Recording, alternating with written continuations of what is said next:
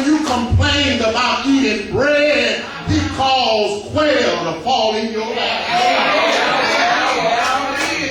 Imagine looking up in the morning next to Moses and seeing a pillar of cloud by day and a pillar of fire. Y'all got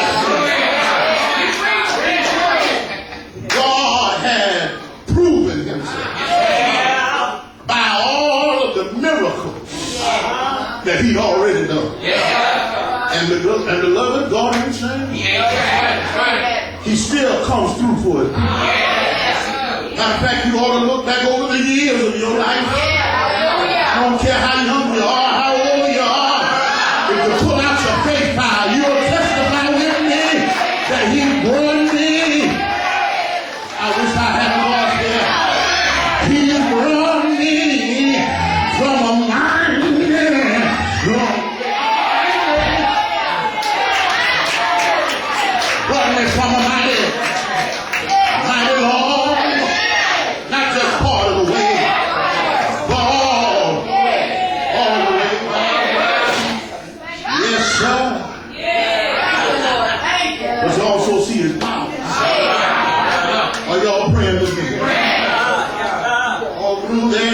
God had proven how strong you were. Are y'all listening? Every enemy they ever faced, God fought their battles.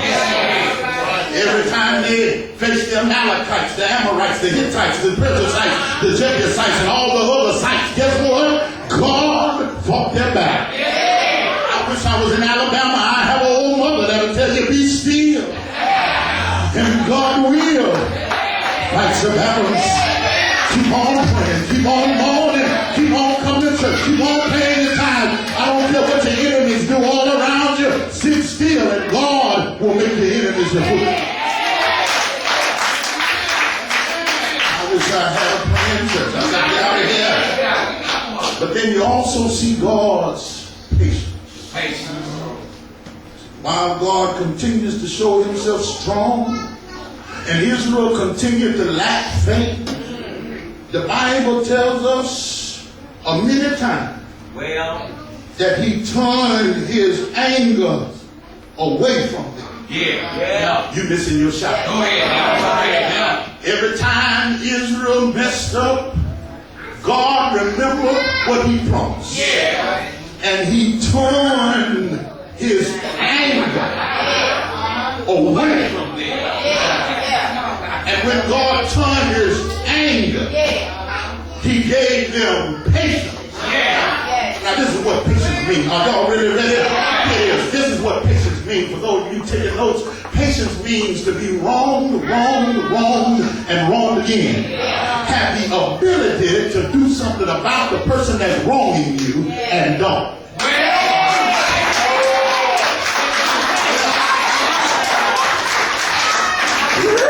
Rewind. All right? Here you go.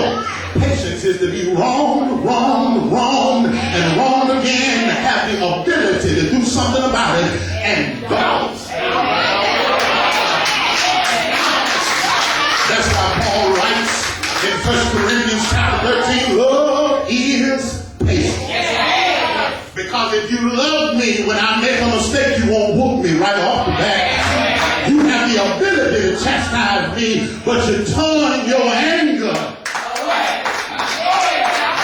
Y'all listen to your shout. I need 2 or 3 folk that can testify with me. I was long and I know that I was a sinner too, that I wasn't fit to live and much too scared to die. But Jesus turned his wrath, his anger.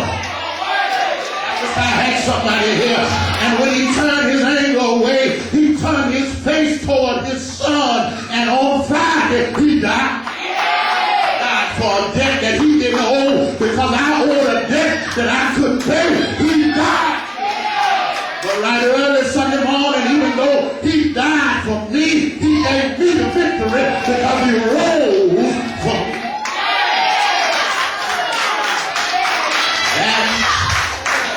That's his patience. But I got to get out of here.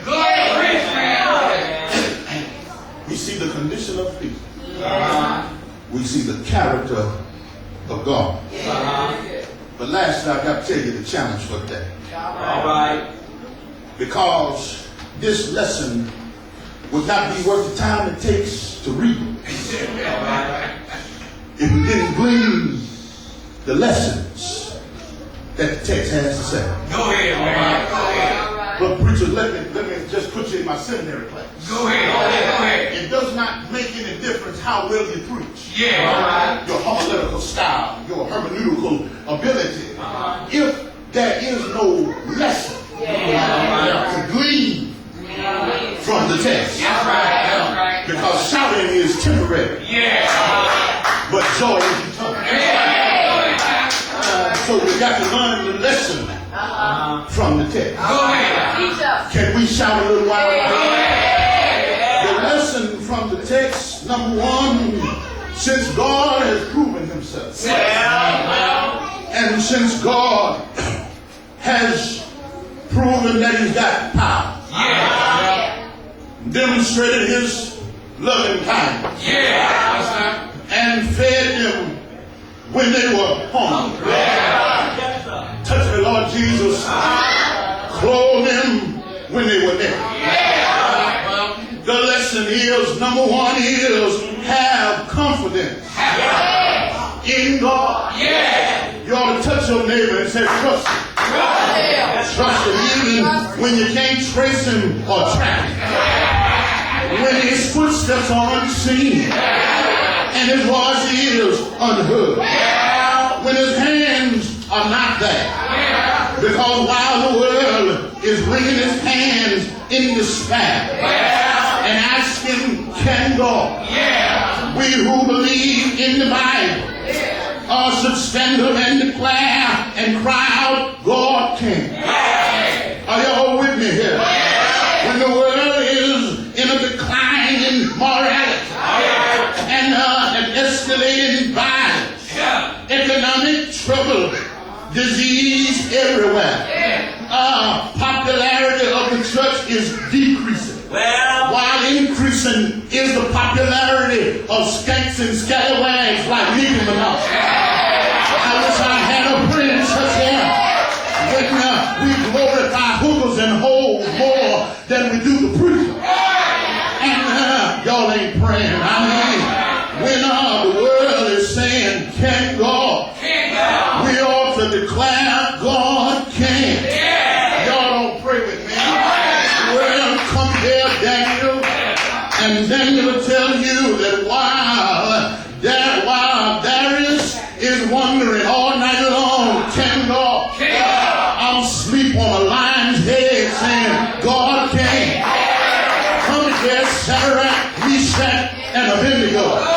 While Nebuchadnezzar is standing at the mouth of the fiery furnace, asking, can God?